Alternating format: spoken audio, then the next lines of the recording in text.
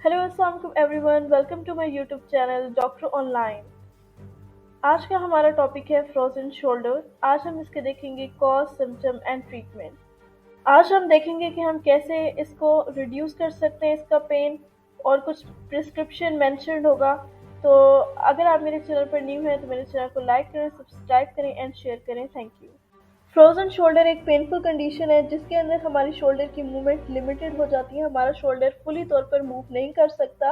ये सिचुएशन तब ओकर होती है जब हमारे शोल्डर का एक स्ट्रॉन्ग कनेक्टिव टिश्यू जो है जॉइंट पर, वो स्टिफ हो जाता है, इन्फ्लेम्ड हो जाता है, या फिर वो थिक हो जाता है। पेशेंट के लिए ये एक पेनफुल कंडीशन होती है। वो अपना शोल्डर जो है उसको मूवमेंट नहीं करा सकता। और इसको अब हम देखते हैं आगे फर्दर, इसकी स्टेजेस हैं कुछ, वो हम देखते हैं।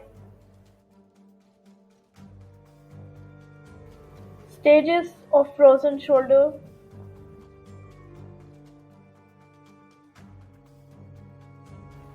हमारे पास फ्रोजन शोल्डर की 3 स्टेजेस होती हैं, और ये तीनों की तीनों पेशेंट के लिए बहुत ही ज़्यादा पेनफुल होती हैं। इसमें पेशेंट को अपनी डिफ़िकल्टी फील होती है कि वो अपना शोल्डर मूव नहीं करा सकता, उसकी शोल्डर लिमिटेड हो जाती है।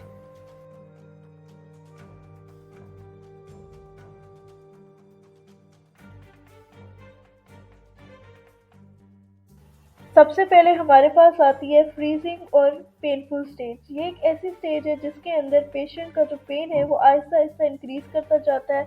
वो अपनी शोल्डर की मूवमेंट आहिस्ता आहिस्ता लॉस करता जाता है। उसका शोल्डर पैरालिसिस की तरफ जाना शुरू हो जाता है। और इस कंडीशन में जब पेन अराइज होता है वो रात को होता है, और वो बहुत शदीद पेन होता है।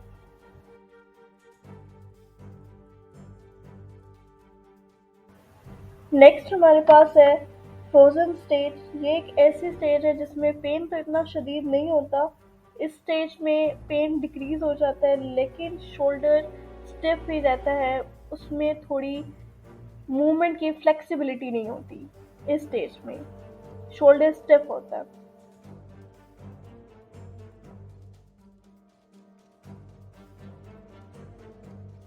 लास्ट स्टेज हमारे पास है थॉइंग स्टेज। इसमें ये होता है कि मूवमेंट इजी तो होती है पेशेंट के लिए करना, लेकिन वो नॉर्मल जैसे मूवमेंट परफॉर्म करते हैं शोल्डर की, वो वैसे अपनी मूवमेंट नहीं परफॉर्म कर सकता, नॉर्मल मूवमेंट परफॉर्म नहीं कर सकता।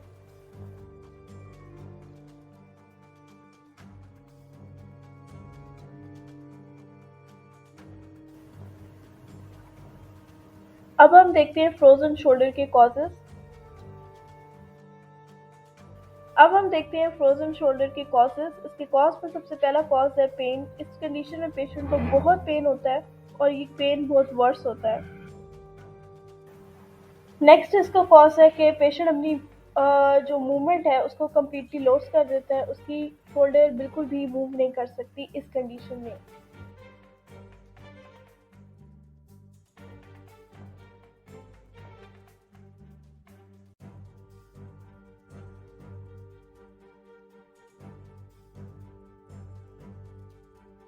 नेक्स्ट इसका कॉज है हमारे पास इन्फ्लेमेशन।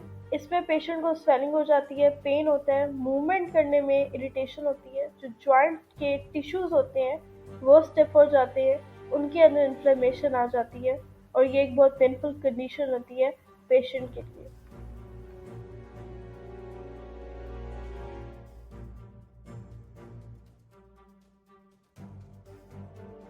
शोल्डर के जो टिश्यूज होते हैं जिन्होंने जॉइंट को इन्वेलप किया हुआ होता है, उनको होल्ड किया हुआ होता है इकट्ठे, उसको हम कैप्सूल कहते हैं। और वो कैप्सूल जो है जॉइंट का वो वीक हो जाता है।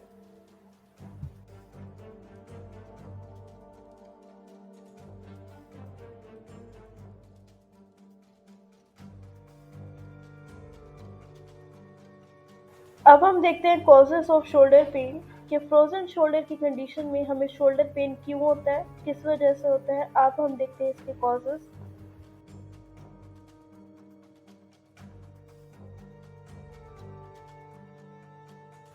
इसकी कॉज में जो मोस्ट कॉमन कॉज है शोल्डर पेन ओकर होने की, वो ये है कि जब हमारे रोटेटर काफ टेंडन जो है वो ट्रैप्ड हो जाते हैं बोनी एरिया के अंदर शोल्डर में, तब हमें पेन कॉज होता है। दूसरा ये है कि जो टेंडन है वो इन्फ्लेम्ड हो जाते हैं या डैमेज हो जाते हैं, जिसकी वजह से हमें पेन कॉज होता है, और इस कंडीशन को हम रोटेटर काफ टेंडनाइटिस कहते हैं, या हम इसको बर्साइटिस कहते हैं इस कंडीशन को। नेक्स्ट कॉज है हमारे पास शोल्डर पेन का रोटेटर काफ इंजरीज। जब हमें रोटेटर काफ इंजरीज हो जाती हैं तब भी हमें फ्रोजन शोल्डर की कंडीशन में शोल्डर पेन अराइज होता है।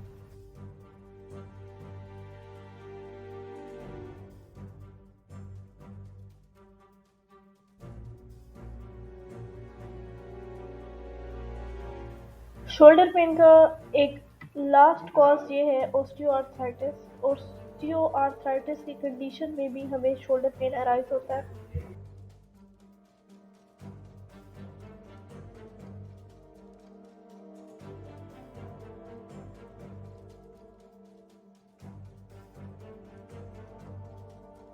अब हम देखते हैं इसके सिम्टम्स।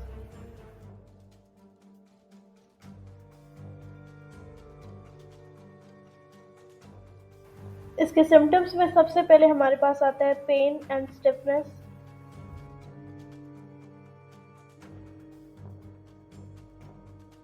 इसके अलावा इस कंडीशन में पेशेंट को पेन फील होता है। हमारे अपर आर्म के शोल्डर के जो मसल्स होते हैं जिन्होंने हमारे शोल्डर को रैप किया होता है, उनमें पेशेंट को बहुत पेन फील होता है। शोल्डर जॉइंट में जो है वो पेशेंट को पेन फील होता है। कंधे के आगे और पिछले हिस्से में पेन होता है। उसके अलावा अपर आर्म के शोल्डर मसल्स में भी बहुत पेन होता है।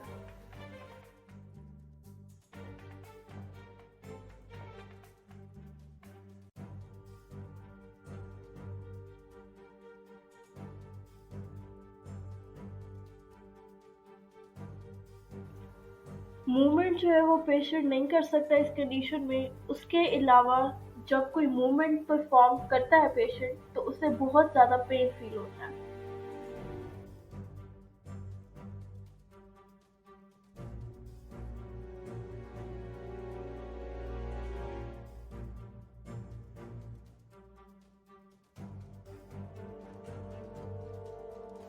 बहुत ज़्यादा वीकनेस हो जाती है अपर आर्म के पोर्शन में। उसके अलावा शोल्डर जॉइंट वीक हो जाते हैं, जिसकी वजह से पेशेंट जो है वो अपनी मूवमेंट परफॉर्म नहीं कर सकता। कोई भी चीज़ अपने शोल्डर से, अपने अपर आर्म से परफॉर्म नहीं कर सकता।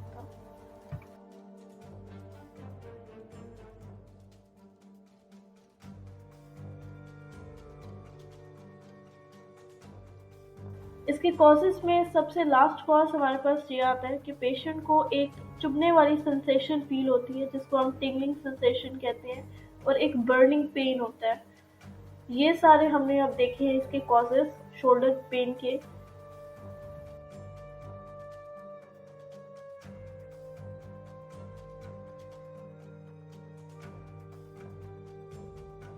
अब हम देखते हैं इसके ट्रीटमेंट। इसके ट्रीटमेंट में हम देखेंगे इसकी कि कौन सी एक्सरसाइजेस करके हम अपना शोल्डर पेन रिड्यूस कर सकते हैं, या फिर हम अपने शोल्डर को पैरालिसिस से कैसे बचा सकते हैं। इसके अलावा इसमें हम कुछ मेडिसिन देखेंगे कि कौन सी मेडिकेशन का यूज़ करके हम अपने शोल्डर को पैरालिसिस या फिर शोल्डर पेन से महफूज कर सकते हैं, बचा सकते हैं। पेन रिलीफ ऐसी मूवमेंट्स को अवॉइड करें जो आपको पेन कॉज करती हैं आपके शोल्डर पर। अपने शोल्डर को जेंटल रखें और ऐसी मूवमेंट्स को अवॉइड करें जो पेन कॉज करती हैं।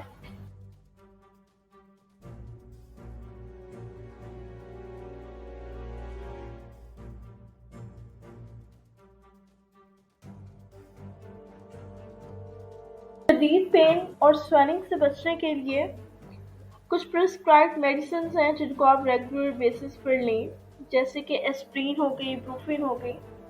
ये स्ट्रॉन्ग पेन और स्वेलिंग को से रिलीफ देती है।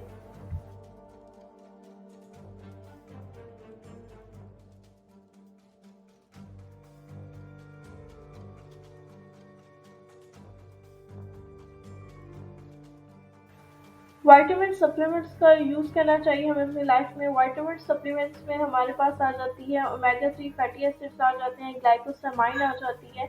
उसके अलावा विटामिन में हमारे पास कंड्रोटिन आ जाती है। ये वो विटामिन्स है जिनका हमें अपनी लाइफ में यूज़ करना चाहिए विटामिन्स का।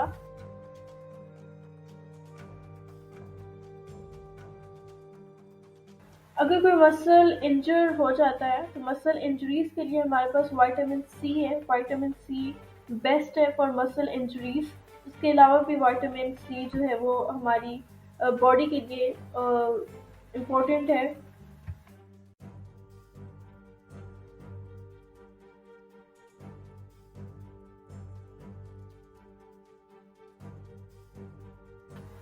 स्टेरॉयडल इंजेक्शंस दिए जाते हैं शोल्डर पेन को रिलीफ देने के लिए। शोल्डर की स्वेलिंग को से बचने के लिए स्टेरॉयडल इंजेक्शंस दिए जाते हैं।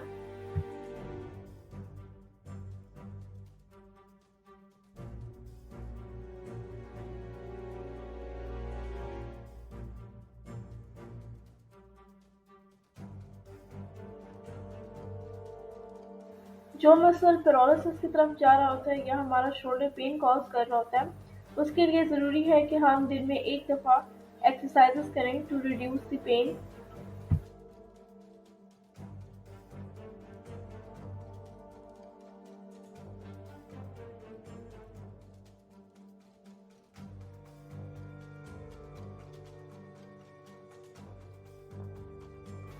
कॉर्टिकोस्टेरॉइड्स इंजेक्शंस दिए जाते हैं हमारे शोल्डर को to relieve the swelling and pain.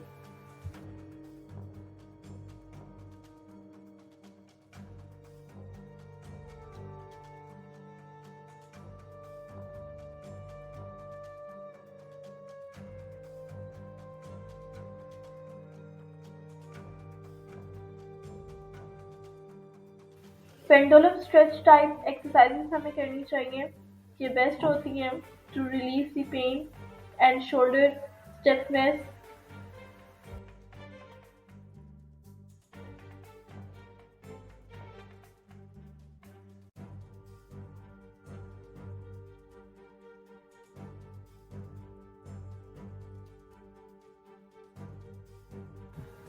Next exercise है हमारे पास टॉवल स्ट्रेच। इसमें हमें क्या करते हैं कि टॉवल का एक एंड अपने एक हाथ में पकड़ते हैं, दूसरा एंड दूसरे हाथ में पकड़ के शोल्डर के ऊपर रख के और उसके बाद अपनी नेक को स्ट्रेच करते हैं। ये एक्सरसाइज बेस्ट है।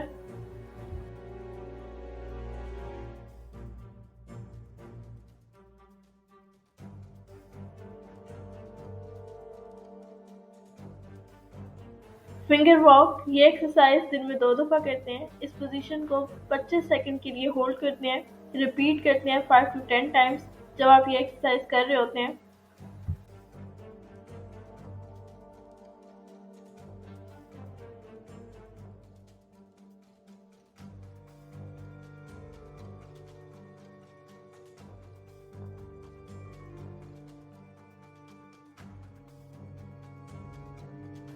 नेक्स्ट एक्सरसाइज जो हमारे पास है वो हमारे पास है क्रॉस बॉडी रीच।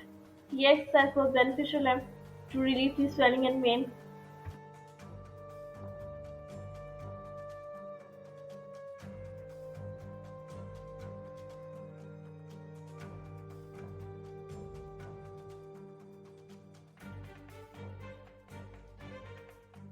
नेक्स्ट हमारे पास है exercise armpit stretch.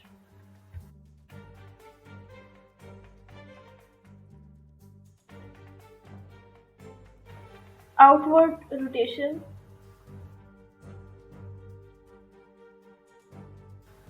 Inward rotation. ये एक्सरसाइजेस हमें दिन में 3 दफ़ा करनी चाहिए। इस पोजीशन को 1 मिनट के लिए होल्ड करना चाहिए, रिपीट करनी चाहिए 5 to 10 times twice a day. अगर आप इस काबिल नहीं हैं कि डॉक्टर के पास ट्रीटमेंट के लिए जा सकें तो ये एक्सरसाइजेस और प्रिस्क्राइब मेडिसिन लें। ये आपके लिए बहुत ही ज़्यादा बेनिफिशियल प्रूफ होंगी।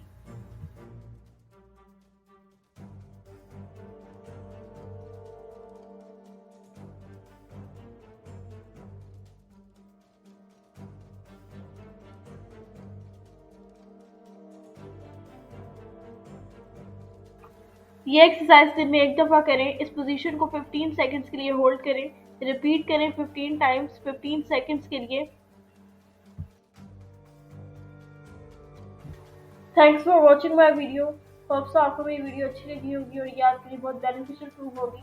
वंस अगेन अगर आप मेरे चैनल पर नए हैं तो मेरे चैनल को लाइक करें।